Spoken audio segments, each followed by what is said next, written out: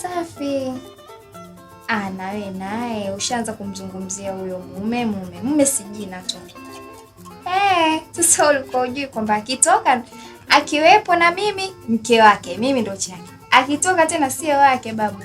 Kwa hiyo hata usimzungumzie. Kwa hiyo unakuja saa ngapi? Unajua nimekumisi, umeniahidi utakuja muda mrefu kweli.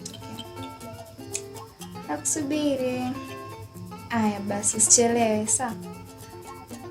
Okay, nimekuandalia vingi tu, wewe njoo utavikuta.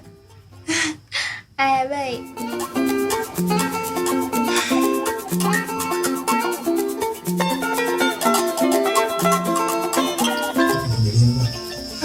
Inarudi lakini sio leo. Kweli? Sana sasa. Kweli? Kweli na msafiri? Nimesafiri. Nimeenda kusafiri.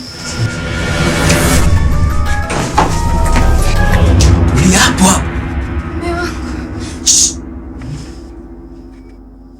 Sikiliza. Mume wangu. Na mambo haya mawili. Na kukate kichwa chako. Wewe si kidume? Au nikushughulikie kama nilivyomshughulikia mke wangu?